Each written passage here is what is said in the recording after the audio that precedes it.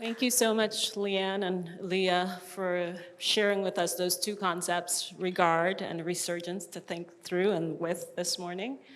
In listening to your presentations, 3 points struck me, and I just want to open our conversation with these 3 points. First of all, the importance of interior worlds or interior life, in terms of both the interior of the individual subject and the interior to a collective or a group or a community. With regard, interior was important. Regard was a kind of relational concept, but the interior world and interior life seemed just as important as the exterior or the external. So regard is, regard for oneself, self-regard, but also regard of oneself by some other. And again, that could be a community or a larger world. With resurgence, I just want to quote Leanne's phrasing, unfolding from the inside out, continual rebirth, right? So the interior world, the interior life world is extremely important. And again, not as a response to colonialism, settler colonialism and colonial capitalism, but as a sort of mode of living with and outside of. The second point I wanted to raise is this idea of practice and the sort of false dichotomy, right, between practice and theory. Practice as embodied practice. And I was actually thinking about the origins of this conference from what little I know about it, political concepts itself as a kind of moment to practice politics, right? To think about concepts, terms, a new language of politics and sort of incorporate or integrate that into a kind of existing world. So I'm interested in this practice, the importance of practice in both of your formulations. And finally, related to that, creative expression. Right, in the case of Aliyyah's discussion, obviously aesthetic expression, Black cultural aesthetic expression, art, poetry, and of course, in terms of Leanne's discussion, many different forms of cultural and aesthetic expression, including storytelling, and so on. So hopefully those are some just ideas to start off the discussion, but I'd like to open the table to questions and comments. I'm actually interested in the prefix "re" for both of these pieces, and hearing more about the function of repetition as in liberation, right? What is it about repetition that becomes essential for you?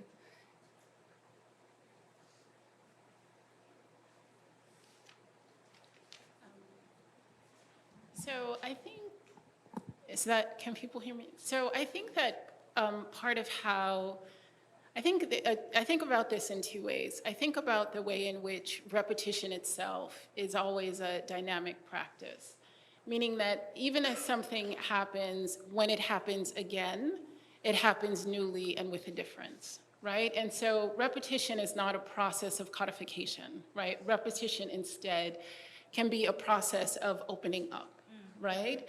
And opening up in ways that nonetheless embed practice, right? Embed ways of living, right? So so that's part of what I think is really powerful and important, right, about repetition, is that in the kind of, sometimes everydayness of motion, of reiterating action, that something is being solidified, and yet something also is being or can be repaired, right?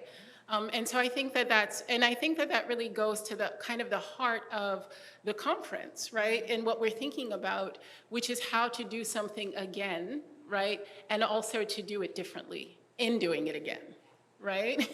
And to my mind, that's the promise of both, like, kind of belonging and improvement, right? So the continuous doing being a kind of practice of belonging, right? Like that you have the opportunity of doing it again. And that's what I really love about even kind of thinking about this kind of question of friendship, right? And the dynamics of friendship.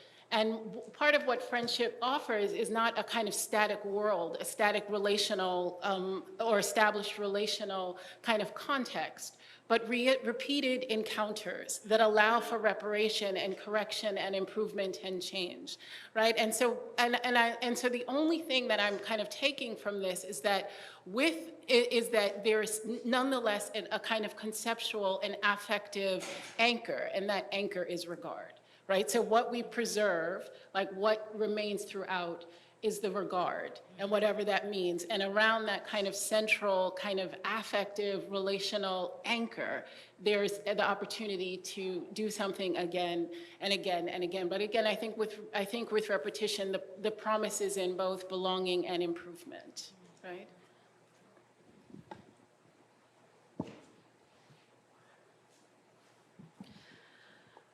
Repetition within Anishinaabe aesthetics is a really, really important tool. And I think it's one that in the context of colonialism becomes even more important, because I think so much of our knowledge has to be communicated through a coded opaqueness in order to protect it from white supremacy. So for me, I see, like, the story that I told today is a pretty simple narrative. A child goes to the forest, watches a squirrel, comes back and shares the knowledge with the community. But there's a billion ways you can tell that story based on audience. There's a lot you can play with in terms of gender. There's a lot of meaning that storytellers can layer and code into that very simple narrative. And so that story, for me, is something that I've been telling for probably 20 years. It's a story that I've heard my whole life. And because of that coded nature and because of the opaqueness, the practice of telling it over and over again in different concepts generates meaning. And I think that there is a really, there's a big resistance in the academy and in Western thought to repetition, because that's something that you've already done. You've already published that, you've already said that, we don't want to hear that anymore. And I noticed that in literature when I'm trying to publish my creative work, the first thing that editors pick up on as a mistake is repetition.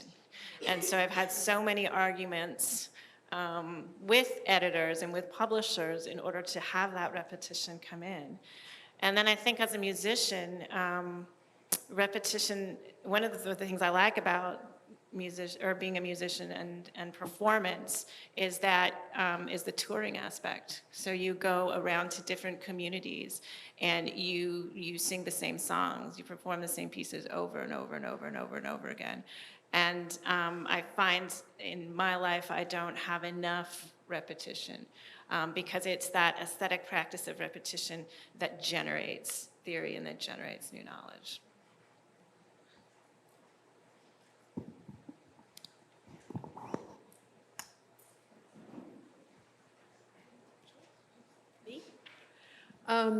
Thank you for both of you. Leanne, this is for you. I was just wondering if you would comment on your use of humor and irony, because it's very ingrained in what you do. And it's your style, or is there more to be said?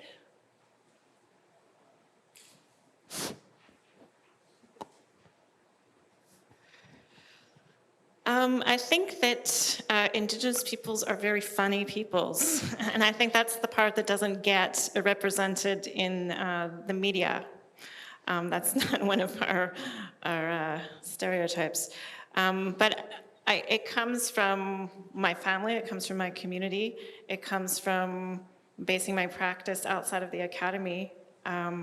Humor is a part of the fabric of Anishinaabe life. It's the interstitial spaces of joy. Laughing is something that's extremely important as a cultural practice, but also as a practice of resistance. So I've been in situations, some of the worst situations of my life, where, you know, an auntie or a grandmother or a child has said something that's really, really funny, and the relief and the sort of flight path out of whatever trauma that we're dealing with at the time. It's like breath. It's like sometimes I think it's like a little tiny glimpse of freedom. So I think I've tried to, in my work, speak directly to Anishinaabe people, and therefore the humor in the book is Anishinaabe humor, and it's designed so that my people will feel affirmed when they're reading it. And so that's been another source of resistance with publishers and editors is there's nothing worse than somebody over-explaining a joke to you. And so the jokes are not explained to white people. And some people don't think my work is particularly funny.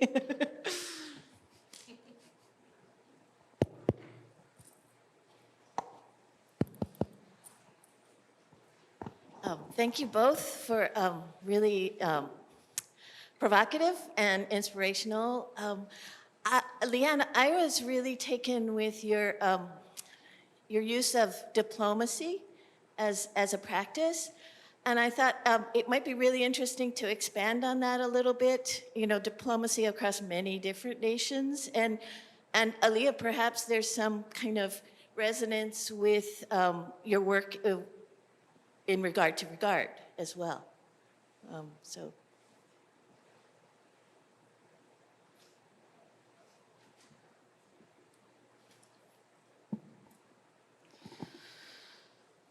Well, I wanted to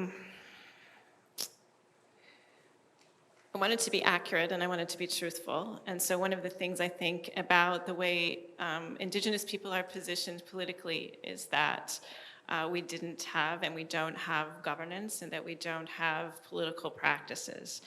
And my understanding of nation is not one of a nation state. It's not about enclosure, it's not about violence. And so when I look at my territory, I share land with a lot of different nations, and I always have. I share time and space with a lot of different nations, and I always have. Colonialism as an imposition has been such a violent, genocidal sort of act, but it doesn't take away that relationality of diplomacy and the relationality of what I mean when I say the word nation. And so I think in my last book, I tried to highlight this idea of internationalism, because again, Indigenous peoples are positioned as being very local. And we have so many stories, starting with our creation stories and our origin stories of going and visiting and meeting and living in solidarity with all of the other living beings on the planet. And so I started to think about diplomacy as a practice. I introduced myself in my language as part of an embodiment of Anishinaabe political traditions. We say where we're from, or our clan first, and then where we're from, where we live, and then our last thing that we say is our name. And then the first thing out of our mouths is an acknowledgement of whose land we're on. And so that's part of living this sort of diplomacy. And I don't mean it in a symbolic way, I mean it in a real way. So when I talk about treaties and when I talk about international diplomacy, in the way that Anishinaabe people think, it's a very personal and very intimate practice, but it's a practice that also translates across scales and becomes collectivized. And as it becomes collectivized, it necessarily has to change because different individuals think and are and have different practices in the world.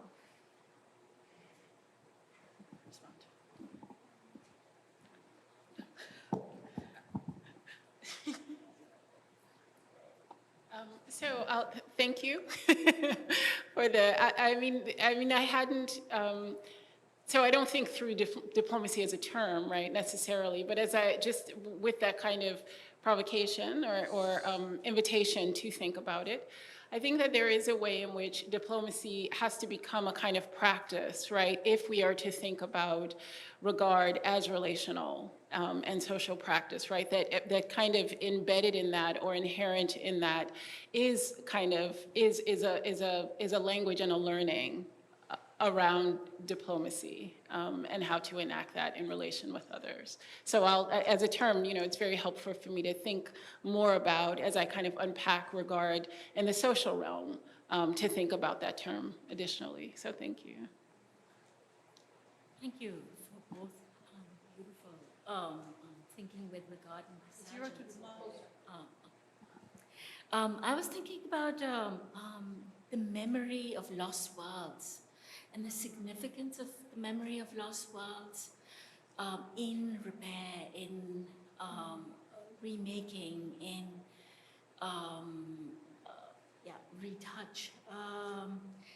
The lack of memory of lost worlds and a kind of trauma, problem, struggle that produces, the lack of it, and then as both of you were thinking with different practices of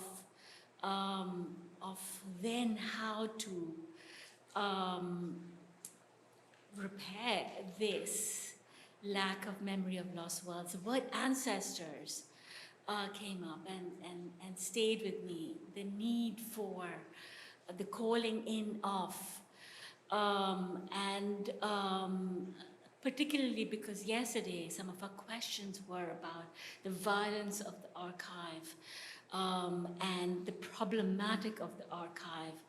I know you both weren't here yesterday, but to draw that conversation in, because we are struggling with a whole set of formations within which, of course, this loss of memory, the memory of lost worlds, and memory as being sort of a very intimate, embodied kind of historical sensibility, as opposed to history that we might tell and write for others. So I think the question of memory, of kind of cultural memory, and the kind of search for lost origins, right, or the kind of attempt to recall via memory lost worlds, I think is sometimes can be for some subjects a failed endeavor, right? Meaning that the what was prior is not, what was prior and what was lost may not necessarily be accessible, may not necessarily be reclaimed, right, via memory. And so I think that particularly when you're thinking about survivors of transatlantic slavery, that what you sometimes have in place of that, a memory of the lost world, right, is merely kind of the tracks that reveal the disappearance of something, right? And so you don't always have that. So I think part of what I'm really grappling with in general is what are the, what kind of practices, and I think about this really aesthetically, but I also think about it in meaning that my kind of, realm of kind of inquiry is expressive culture. But I think about this affectively and relationally too, which is the question of how to reckon with loss when none of what was lost really remains, right? And how to kind of live in a moment where what is lost may not be regained. And that's part of the thing that I like about Warsan Shitta's poem, What We Own, where she actually is not necessarily recommending the kind of grief work, right, that we've seen Black women, and particularly Black mothers, do, right? The kind of political, the legible political work of publicly grieving as a kind of index of social and political circumstance and as a kind of way of characterizing subjects as aggrieved, right? So she actually herself, in that moment, she's actually calling for a different way of being, right, in the now. And so to me, I'm very interested in that. I mean, even where I start with Toni Morrison's, I start with, with what Morrison says is the emblem, is the example of self-regard, is Margaret Garner's insistence on being a mother. Her enactment of her status as mother is through infanticide, right? So the way that she kind of establishes mother is through mother right to remove a child from the realm of the living, right? And in this kind of battle with the kind of possessive logics of slavery. And so already I feel like this is a very kind of pained and difficult circumstance where the things that we typically attach to, right, to give us kind of solace, may not be available. And so I'm thinking about what other kinds of practices we might have in the now where memory may not necessarily be a source of solace or even a part of any reparative strategy.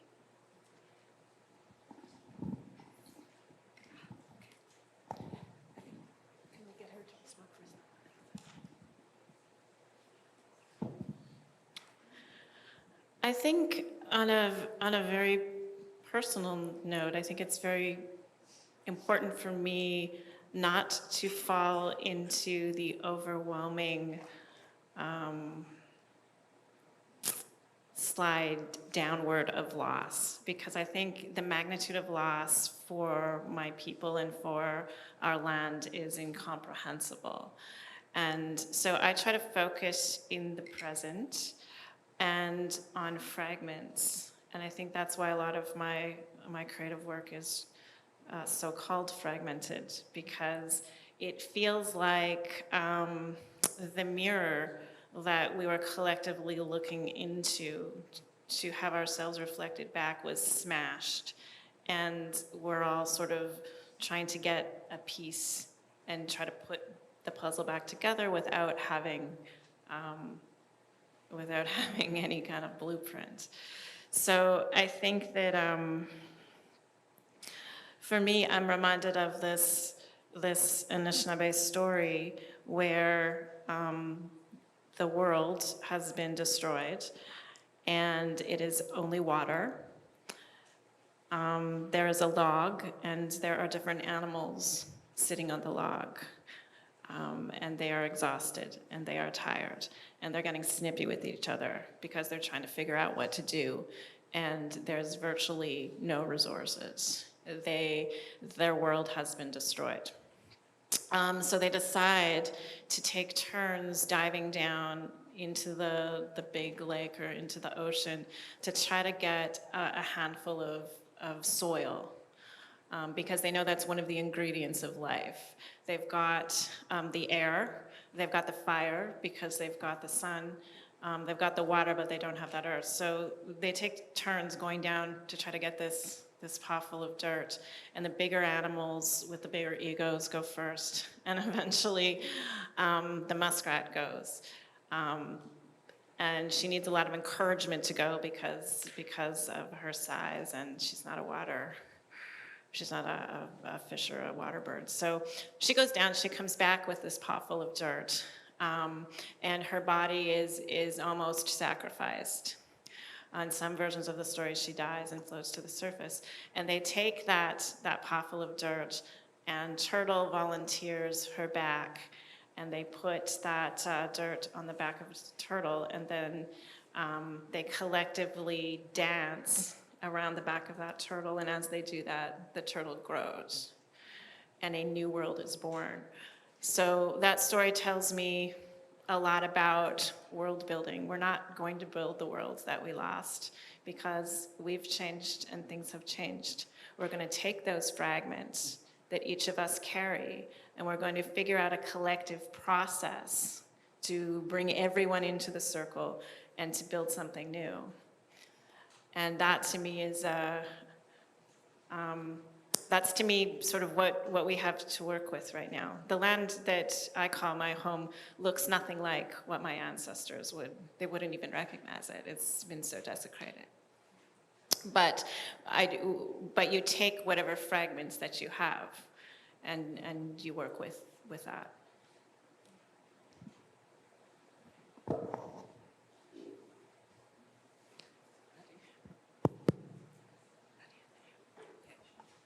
Somebody has to go, right? Building off of your last comment, I was really struck by the phrase that you repeated throughout your story. This is resurgence, me telling you not so much. And so the question I had is then what should we call what you're doing when you're telling us?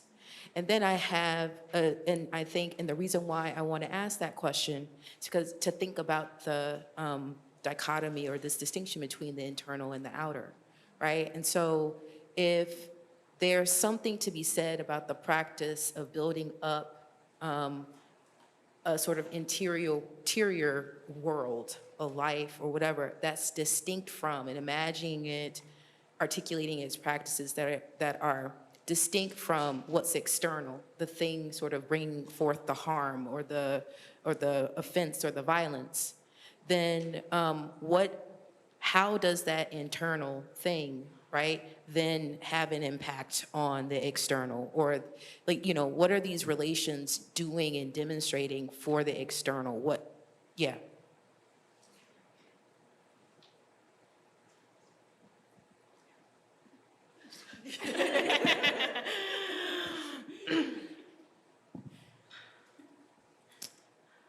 That's a very, very good question, because I think there is a continual co-option of whatever terminology we tend to use to describe world-building processes. And so I think the labels necessarily have to change as the terms are co-opted by the state and by white people, and the political and ethical fire is removed. And so with Resurgence, particularly in a Canadian context, some of the men that have written and used the term would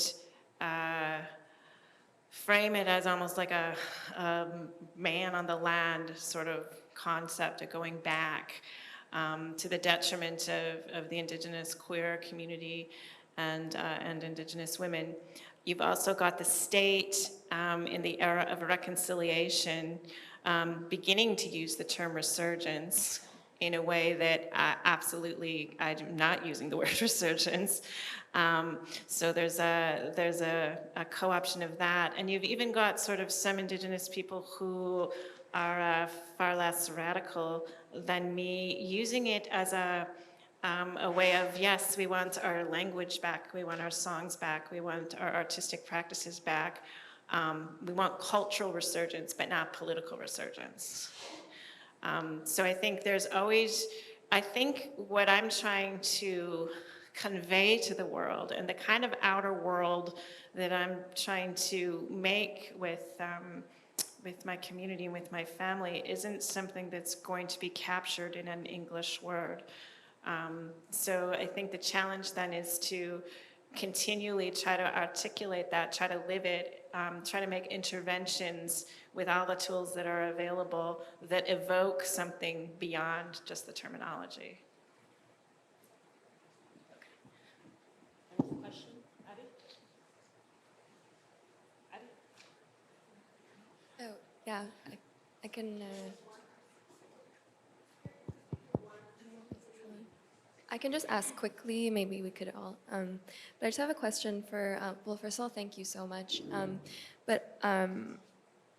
have a question about like return and how this is functioning within the sort of concepts and practices you're using, and thinking about this as like, as the way like Leanne was talking about resurgence, return is sort of like an ongoing practice, not like a sort of one-time thing that needs to happen. And I think it's often framed this way, like looking at like Palestine and right of return that's been denied to Palestinians who are forced out of our lands. But thinking of this as like an ongoing claim and action And Leanne, you talked about sort of like the recovering these pre-existing conditions that like already exist within the community and that were not erased by settler colonialism, because this is obviously a failed project, even though it purports itself as completed. And thinking about like in terms of regard and return is like returning to one another in terms of like Black radical love between like women. Yeah.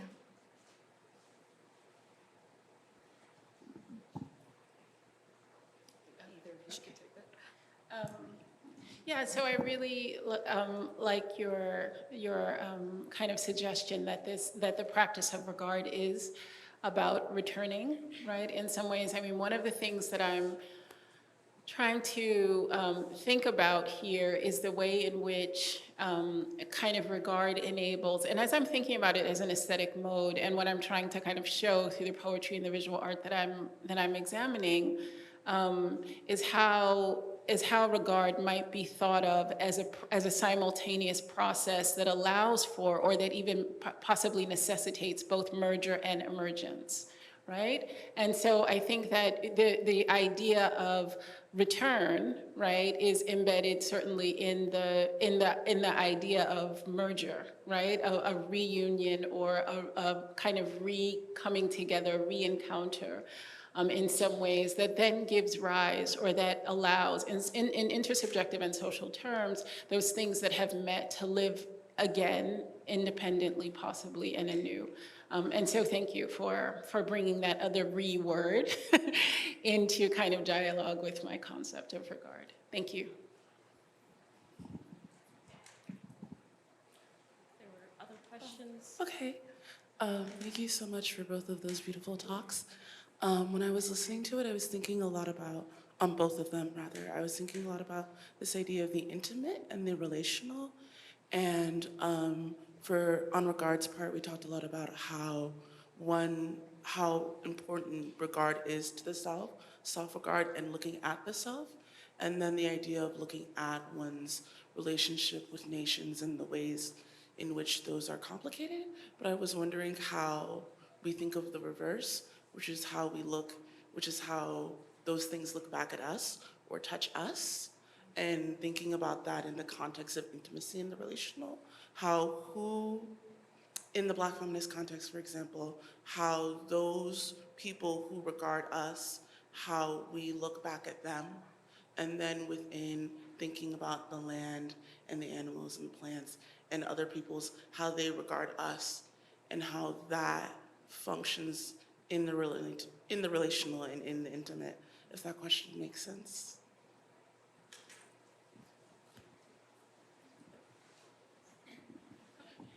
So I thank you for that question. So I think, I think that thinking about, regard, or thinking about just the question that you've posed requires a kind of consideration of reciprocity. Right? And so one of the things that you'll notice in Alexandria Smith's art is that often her doubles or her multiples are actually mirroring one another, right? And one thing that I try to call attention to is the way that they are both looking at each other and looking out for one another. But even as this is performed, it's never really clear that there's more than one self present. Right? So in some ways, this is all, or we might think of this as the work of self-formation, right? The affirmative context or holding that allows for the formation, right, of the Black female feminine or femself. And that is in some ways what she's kind of depicting via this kind of multiplicity that is often presented as a mirroring that implies kind of reciprocity.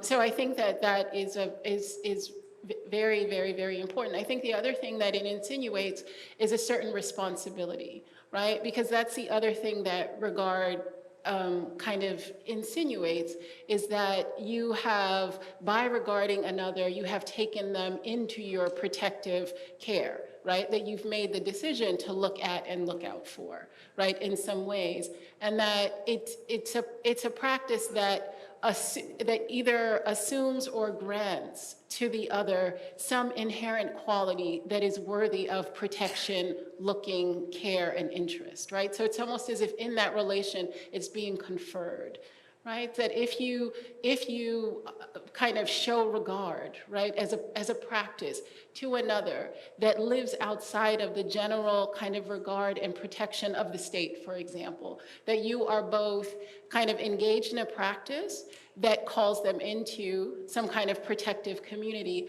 but at the same time, you're also recognizing the inherent worth and right of protection of that subject that had been denied both. Right? And so I think the reciprocity is really critical here.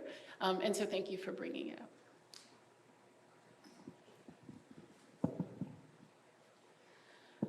I think for me, particularly as a parent, one of the most heartbreaking consequences of the violence of colonialism is how it is encoded, or becomes encoded on our intimate relationships, and then how we replicate and amplify that.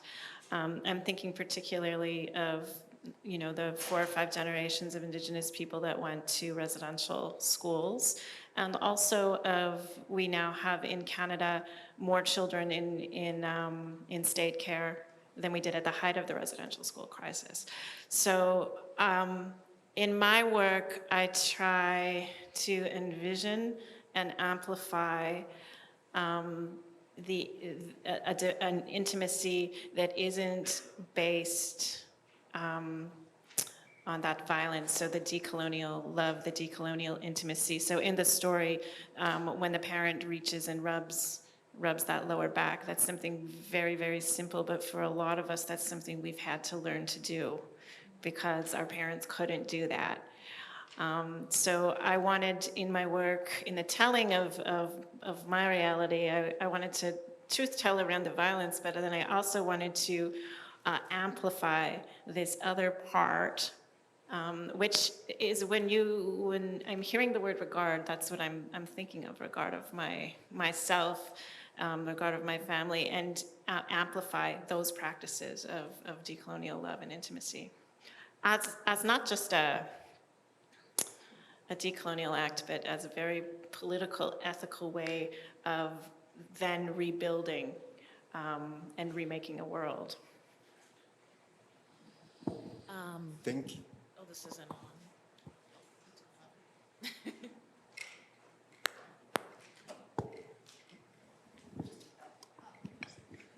So, thank you so much for your presentations. They were exquisite. So my question specifically is for Professor Abdur-Rahman in thinking through regard, and to join some of the last few questions around the prefix re. And so you began your presentation with Professor Morrison's attention to beloved. And in one of your comments, you mentioned memory is not a source for solace. So I wonder, what do we do when I think about one of the conceptions she offers in Beloved around remembering?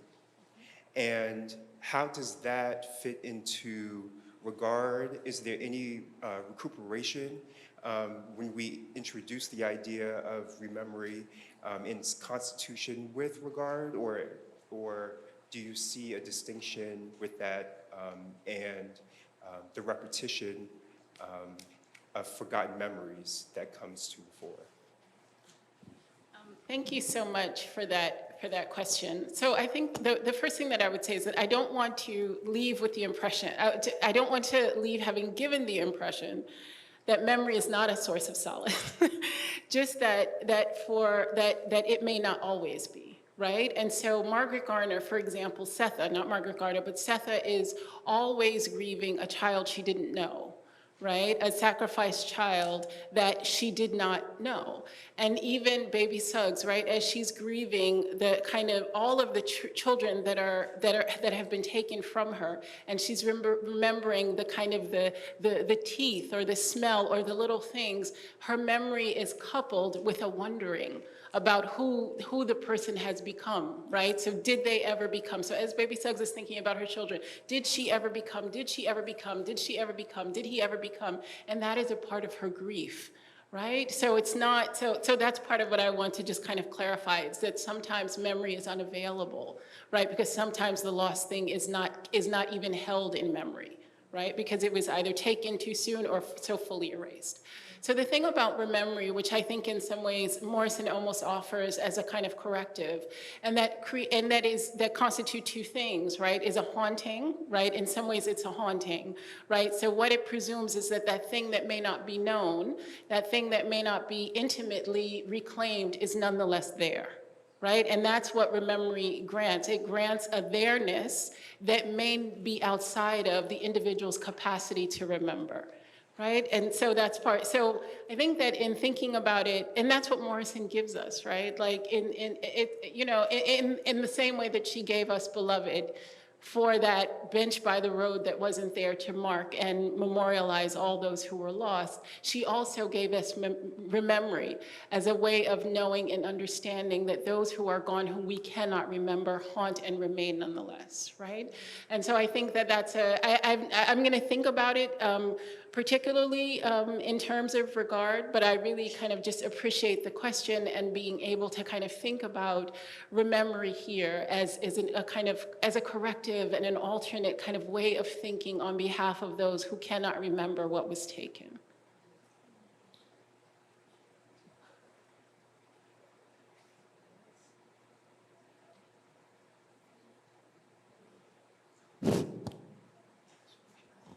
Thank you for two really extraordinary, beautiful talks. I have a question about a phrase in Leanne's presentation. You said, this is resurgence. Me telling you about it is not, or not so. So I'm asking, what is it? What was this act of telling about resurgence? How it is related to resurgence, and what it is in itself. Was it translation of resurgence? Was it diplomacy? Was it an invitation to practice our own form of resurgence in our own life, land, whatever? What was it?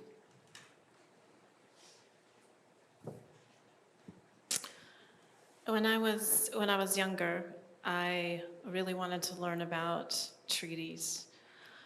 And I wanted to learn about treaties from old Anishinaabe people because I wanted to understand what had happened to my family and what had happened to my community.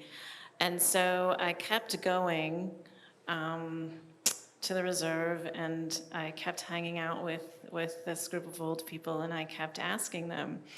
And every time I would ask them, they would, Anishinaabe people are actually very quiet and very shy, and we don't do a lot of chit-chatting. So there wasn't a lot of talking, but they would take me out hunting, or they would take me out fishing, or they would take me, and they would show me a place where their family had used to camp, or they would show me a grave. And as a PhD student, as a young person in my 20s, I was getting increasingly frustrated because my research questions were not being answered, except they were being answered. And so the reason why I repeated that line and the reason why I said that line is because, for me, within an Anishinaabe context, resurgence is not something that someone can tell you about. It's not something you can read about. It's not something you can research. It's something that you need to live. And you need to live over decades. And you need to engage in the Anishinaabe aesthetics that imbue meaning into the practices. And so it's difficult to come to a university or to a place where my people are not here and the land is not here and my language is not here and the culture is not here. All of the things that give these words and these stories are not here. So it's a very decontextualized place. the references to the oral tradition and to the language that I was using, this is not an audience that can understand that, because this is not a knowledge that is in the canon or in the academic world. And I think that's true for many of us that are here today. Our communities are not here. So I think for me, the point, the intervention is that Indigenous life is not something that can be consumed. It's not something that can necessarily be understood. It's not something that can be commodified. It's not something that I can convey in a 20-minute talk. It's more complex than that.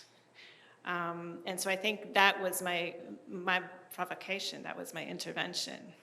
That was a cautionary tale in terms of Anishinaabe theory. It's not something that is, it's the impetus for Anishinaabe life and for Anishinaabe freedom, but it's not something that everybody has access to. Thank you, Leanne. Thank you all for your questions and comments, and thank you to our two presenters today. I want to invite you to have coffee and take a break for the next 15 minutes.